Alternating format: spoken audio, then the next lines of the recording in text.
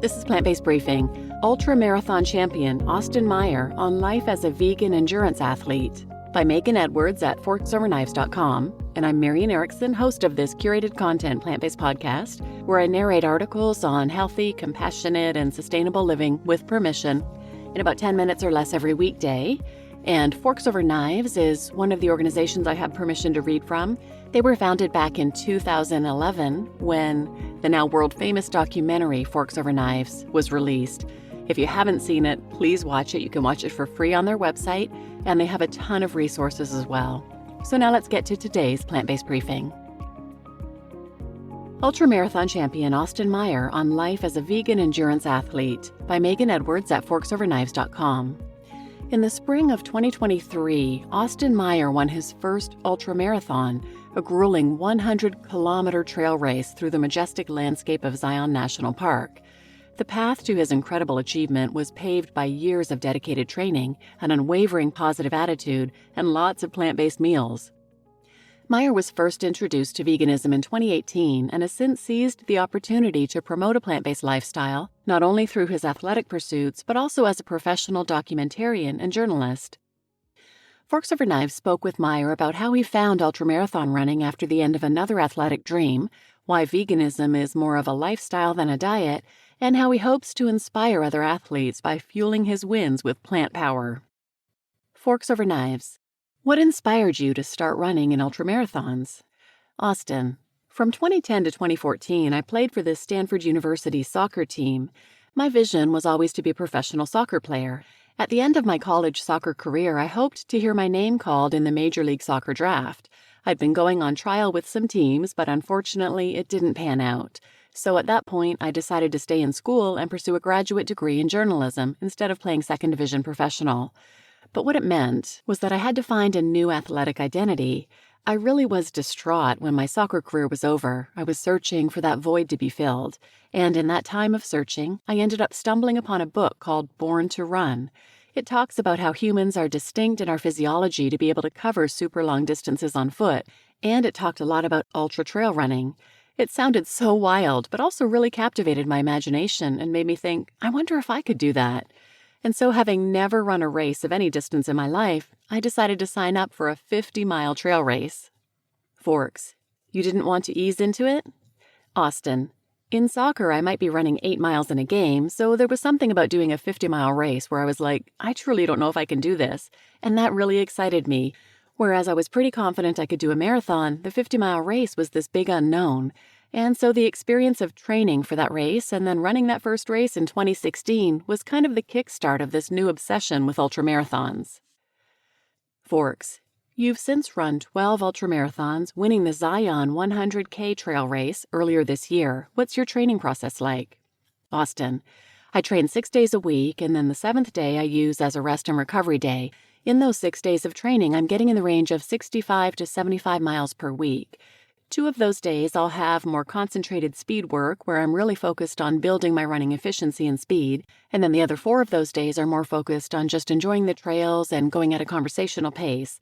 Most of that training happens in the woods, in the forests here in the East Bay of San Francisco. Forks. What is it like to be running alone on these extra long races? Austin. One of the reasons I'm drawn to this sport so much is the mental challenge of being in complete solitude throughout training for over 10 hours a week. And then on race day, I almost go into a meditative trance as I run. I'm not listening to music, it's just me and my thoughts and the pitter-patter of my feet. And my mind scans between a few different variables like, how's my pace? Am I eating enough? Am I drinking enough? And then just trying to stay as present and in the moment as possible. Zion was the first ultramarathon that I ever won, and it's also the first ultramarathon that I've really been in the lead at all.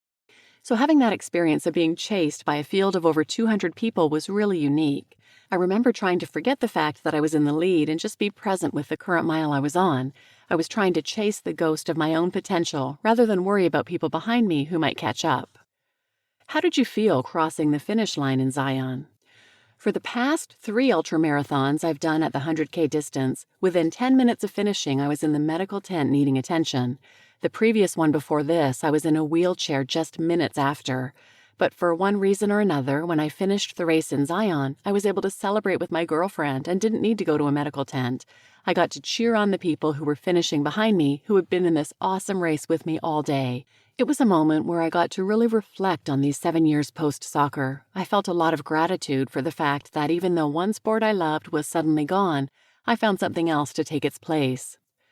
Tell us about your journey with veganism. I went vegan in 2018. That year I got a grant from National Geographic to make a documentary film in Zambia. I arrived in Lusaka, Zambia, and had a few weeks of logistics before I could really start the project I was working on. So I had all this space in this new location separated from the identity that I had constructed for myself at home. In that space of solitude and reflection and being a little uncomfortable with the new surroundings, there was something about my mindset that just started to open in a new way. At that time, I was listening to a podcast called the Rich Roll Podcast, which is hosted by a vegan endurance athlete. I'd been in the endurance arena for a couple years at that point and was always thinking about how to optimize my performance. Rich Roll often has guests who come on and talk about veganism, and in the past, I'd always been like, no, I'm going to skip over this. It's not for me. But in that space of having my mind opened by this new context of where I was living, suddenly I was open to listening to the messages and really taking them to heart.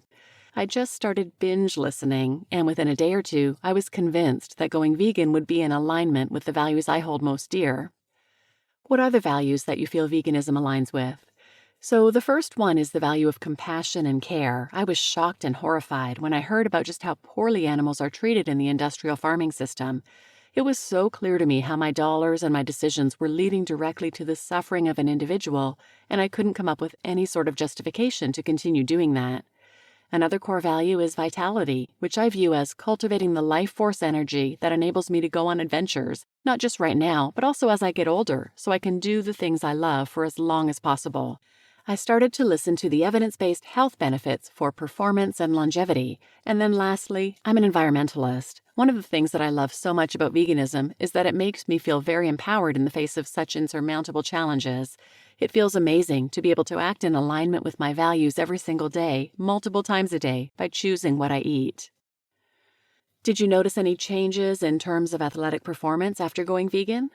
The immediate shift I felt was more of a mental transformation, how good I felt to be living in alignment with my values.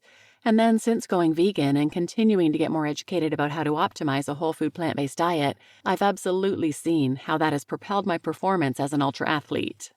I feel like eating whole food plant-based has really helped me stay injury-free so that I could make such immense strides since I started the sport. It's amazing for me to say right now, almost a decade out of being a Stanford soccer player, that I'm fitter than I was back then. What do you hope your achievements show to others about being a vegan athlete?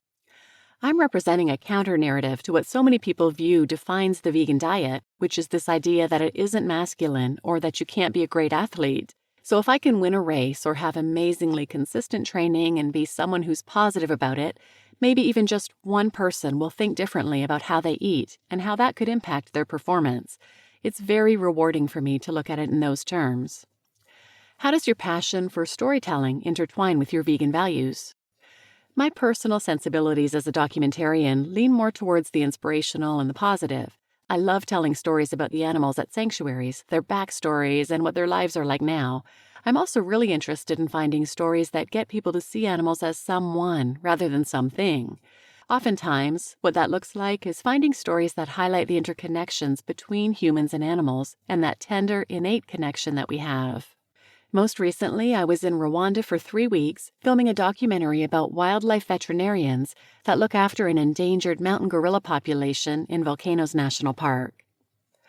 What advice would you give to someone who is curious about going vegan but isn't sure where to start? My first piece of advice is to think about your personal values and then look for resources that speak to how veganism interacts with them. I guarantee pretty much whatever value or issue you hold dear, veganism interacts with it. Starting there means you're grounded in a why that will help you navigate the challenges along the way. And if you come up against friction from family members or a partner, I would say to lead by example. My hope is that as an athlete, I can continue to run with joy and a positive spirit and continue to progress for many years, and that success will do the loudest talking about the merits of a vegan diet. Just do your best to be a lighthouse of inspiration that guides people toward making positive choices for themselves. You just listened to Ultramarathon champion Austin Meyer on life as a vegan endurance athlete by Megan Edwards at forksoverknives.com. And I'm your host, Marian Erickson.